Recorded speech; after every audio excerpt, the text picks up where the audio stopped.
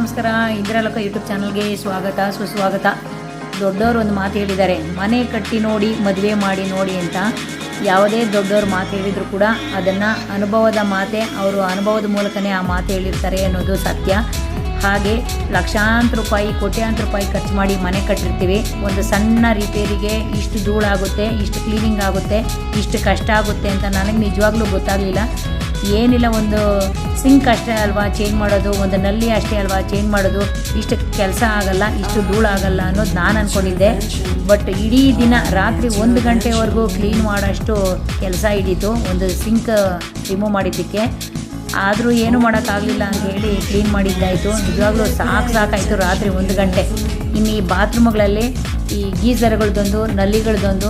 ಈ ಗೀಝರು ಇಷ್ಟು ದಿನ ಯಾರ್ಯಾರೋ ಕಂಪ್ನಿ ಕಡೆಯಿಂದ ಸರ್ವಿಸ್ ಮಾಡೋರು ಬರ್ತಾಯಿದ್ರು, ಅವ್ರು ನ್ಯಾಯವಾಗಿ ಅದನ್ನು ಮೋಸ್ಟ್ಲಿ ಮಾಡ್ತಾ ಇರಲಿಲ್ವೇನೋ ಅಂತ ಈ ಗೀಝರನ್ನು ಓಪನ್ ಮಾಡಿ ಅದರಲ್ಲಿದ್ದಂಥ ರಷ್ಟನ್ನು ಹೊರಗಡೆ ಬಗ್ಗಿಸಿದಾಗ ನನಗೆ ಗೊತ್ತಾಯಿತು, ಇವ್ರು ನ್ಯಾಯವಾಗಿ ಮಾಡ್ತಾ ಇರಲಿಲ್ಲ ಅಂತ. ನೀವು ನೋಡ್ತಾ ಇದ್ದೀರಾ ವಿಡಿಯೋದಲ್ಲಿ ನೋಡಿ ಎಷ್ಟು ಇದೆ ಅಂತಂದರೆ ಆ ಗೀಝರ್ ಒಳಗಡೆ ಅಷ್ಟಿದೆ. ನಿಮ್ಮ ಮನೆಗಳಿಗೆ ಯಾರಾದರೂ ಈ ಥರ ಸರ್ವಿಸ್ ಮಾಡೋವಂಥವ್ರು ಬಂದರೆ ದಯವಿಟ್ಟು ಅವ್ರು ಹಿಂದೆ ಇದ್ದು ನೀವು ಗಮನಿಸ್ಕೊಳ್ಳಿ. ಯಾಕೆಂತಂದರೆ ನಾವಿಷ್ಟು ದಿನ ಅವ್ರು ಕ್ಲೀನಾಗಿ ಮಾಡಿಬಿಟ್ಟು ಹೋಗಿರ್ತಾರೆ ಅಂತ ಅಂದ್ಕೊಂಡ್ವಿ, ಬಟ್ ಅವ್ರು ಮಾಡಿರಲಿಲ್ಲ. ನಾನು ಇವಾಗ ಅನ್ನಿಸ್ತು, ಇವ್ರು ಹಿಂದ್ಗಡೆನೇ ಇದ್ದು ಮಾಡಿಸ್ಬೇಕಾಗಿತ್ತು ಅಂತ. ಬಟ್ ನೋಡಿ ಇವ್ರ ಪಾಪ ಎಷ್ಟು ನೀಟಾಗಿ ಇವ್ರನ್ನ ಈ ಗೀಝರ್ ಓಪನ್ ಮಾಡಿ ಎಲ್ಲ ಸಿಸ್ಟಮ್ಯಾಟಿಕ್ಕಾಗಿ ತುಂಬ ಚೆನ್ನಾಗಿ ಮಾಡಿಕೊಟ್ಟಿದ್ದಾರೆ. ನಿಜವಾಗ್ಲೂ ಥ್ಯಾಂಕ್ ಯು ಅಣ್ಣ ನಿಮಗೆ. ಕಿಚನಲ್ಲಿ ಇದ್ದಂಥ ಹಳೆ ಸಿಂಕ್ ಇದು ನಲ್ಲಿ ಸಮೇತ ಜಾಯಿಂಟ್ ಇದ್ದಿದ್ದರಿಂದ ನೀರು ಬರ್ತಾ ಇರಲಿಲ್ಲ, ಹಾಗಾಗಿ ಇದನ್ನು ರಿಮೂವ್ ಮಾಡಿಸಿದ್ದಾಯಿತು. ಹಾಗೆ ಇದು ಚಿಕ್ಕದು ಕೂಡ ಇತ್ತು. ಆಮೇಲೆ ಬಾತ್ರೂಮ್ಗಳಲ್ಲಿ ಎಕ್ಸಾಸ್ಟ್ ಫ್ಯಾನ್ ಇರಲಿಲ್ಲ, 2 ಹೋಲನ್ನು ಮಾಡಿಸಿ ಎಕ್ಸಾಸ್ಟ್ ಫ್ಯಾನ್ ಹಾಕ್ಸಿದ್ವಿ. ಇದು ಒಂದು ಕೆಲಸ ಆಯಿತು.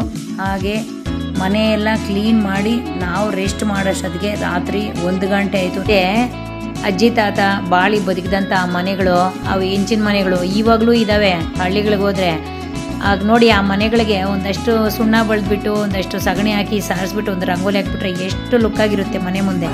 ಆದರೆ ಇವಾಗ ಮಾತೆತ್ತಿದ್ರೆ ಕೋಟಿಗಳು ಖರ್ಚು ಮಾಡೋದು, ಮನೆಗಳು ಕಟ್ಟೋದು, ಇಲ್ಲದೆ ಇರೋ ವಸ್ತುಗಳೆಲ್ಲ ತೊಗೊಂಬಂದು ಮನೇಲಿ ತುಂಬ್ಕೊಳ್ಳೋದು. ಕ್ಲೀನ್ ಮಾಡೋಕ್ಕೆ ಕೆಲಸದವ್ರು ಸಿಗೋಲ್ಲ, ಅವ್ರಿಗೊಂದಷ್ಟು ಇನ್ವೆಸ್ಟ್ಮೆಂಟ್ ಬಂಡವಾಳ.